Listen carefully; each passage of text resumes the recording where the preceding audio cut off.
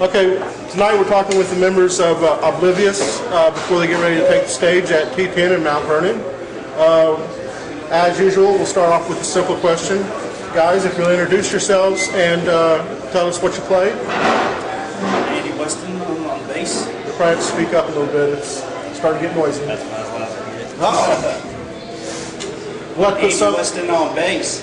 Steve Williams, vocals, guitar. Jeremy Williams, drums. All right, guys. How long have you guys been together? 15 years. I'll say we've been doing this since we were in high school.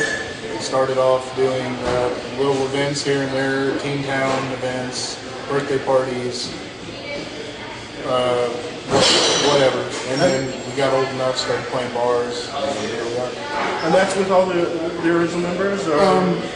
Well, Andy's been our friend since we were little, but we used to have a bass player named Jeff, and he sadly passed away in 2004.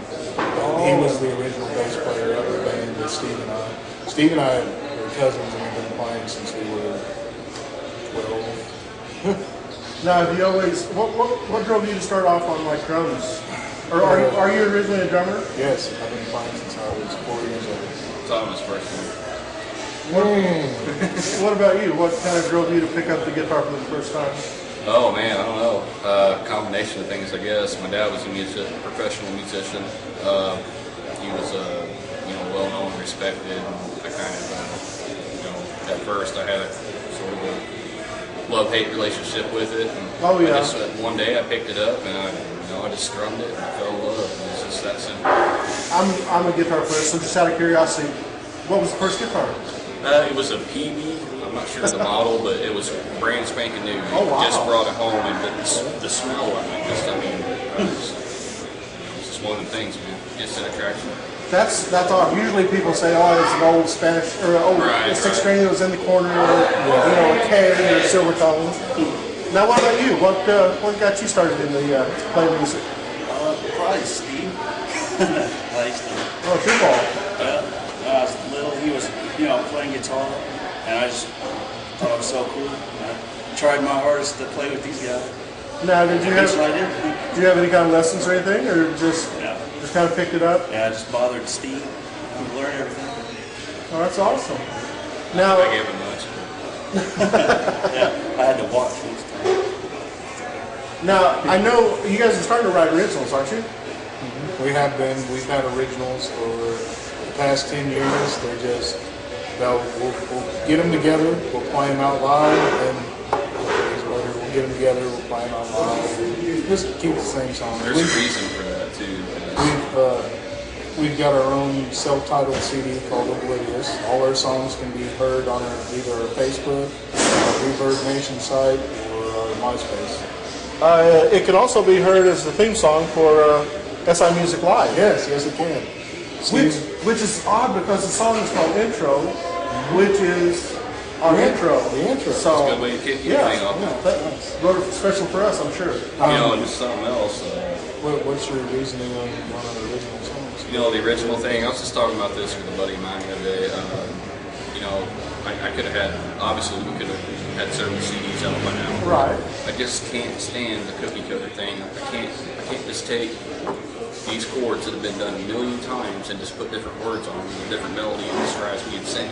Right. So, that's why we need Pat room in it, because I'm super, super picky about what actually goes out, No, I understand that. That's what's going to make you... Just the drive to be original, which is very hard to do because everything's been done. Yeah. But it's just something that I've not been able to get past. And then, too, in our area, originals are not really embraced as much as the cover songs. Yeah. Now, speaking of cover songs, the variety that you guys are playing tonight are bands that you obviously like and respect. What was some of the bands that really kind of affected you as you're growing up and getting started, getting involved in this? Let's go over here. Go ahead, Andy. Metallica.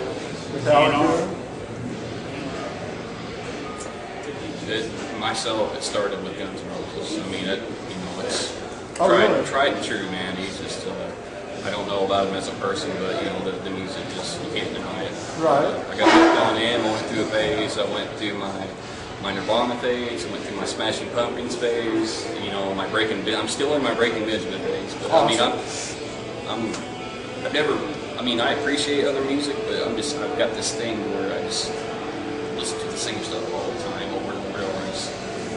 That's how people do. I appreciate how original they are. Well, that's great. And Jeremy, what about you? He's the encyclopedia. Too many to list. How much time do we got? Okay. Obviously, to start, Pink Floyd, my all-time favorite band. Rush, Led Zeppelin, the new stuff, new things. Tool, Mudvayne, anything that's incredibly technical, hard to accomplish. I love it. That's pretty much it. And I've got a big thing for 80s music. Yeah. All right, now I'm stumped. I really don't know what else to ask. So, what's your favorite Saturday morning cartoon? Wow. Oh, gosh. Oh, heck. Alf. I'll just stick it out there. Alf. Alf? Yeah. Okay. But yeah, That's It a good. was. Gargoyles. I like the gargoyles. Smurfs. Smurfs? Steve. Man, I don't know why I've gone with He-Man though. Yeah. All right.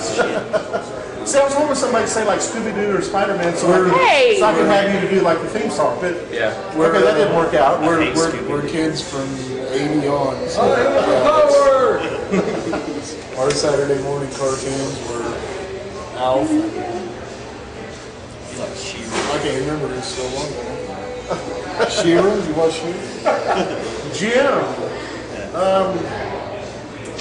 What's one of your favorite songs to perform live?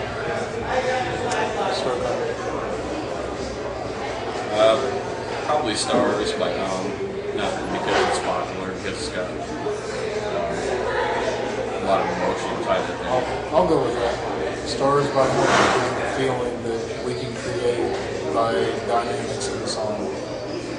You know, even if we're going through a crappy, even if the show is not going as we like, you know, we just stand that song and just, like for me, it's one of the few songs we do that lets me tune everything else out. That song is the equivalent of macaroni and cheese on a bad day. Just makes everything better. Yeah. I'd say other than that, anything Benjamin, obviously I would have done the most. Now you guys mentioned Nirvana. We were not going to mention any names, but there's somebody who's a big Nirvana fan.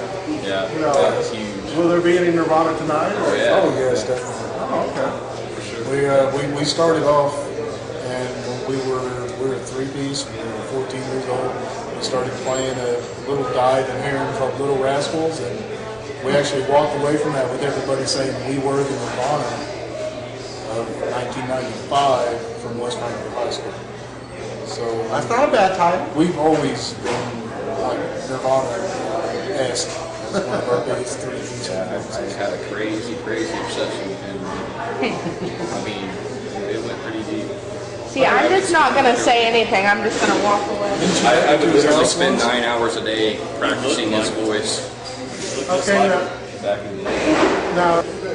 now when you're on stage, do you kind of zone out? Do you kind of get into the three of you? Do you just kind of tune into each other and block everyone else out? All the time. Or because all the other stuff affects you, the lights, the bar noise, stuff like that. I'm probably the worst one ever when it comes to that issue. If something's not right on the soundboard or something's, you know, it's the smallest thing, man. It's just I've always had a problem with stuff like that. And I will obsess over it the whole night trying to get it right. And it takes away from anything that I'm giving the audience. Because I have to run my own sound on stage, and it's hard to do without being out there. But once it's set and it's good, Oh yeah, we're once good. it's said. Oh yeah, we're there can be one person or there can be 100 people, and if we get in the middle of that song and we're in the right zone, it's like we're playing in front of a million. Oh yeah. Well, that's great. Because we've been doing it so long that the smallest part of it, we're all friends and family, and it's for fun. And it's us, we can do it. I can step out. I couldn't be in ObliVious without these two guys. Right. Kind of goes to say we take one away, like Kurt Cobain said, the little tribe has always been, and we'll go until the end. Right. It's not broke, don't fix it. There you go. Unless you got any parting words, I guess we'll go ahead and kind of wrap this up. Anything you'd like to say to the viewers, or hi mom, or It's coming shows for us. Will be tomorrow night. We'll be in Benton at Trainwreck. Next Friday night, the 25th, will be at the pub in Johnson City. March 5th will be at Lonzo's Place in Sims. And after that, just check out facebook.com/ObliviousRocks for all your ObliVious needs. all right, guys, we want to thank you for talking with us tonight. This is SI Music Live. We've been talking to the members of ObliVious just before they get ready to take stage.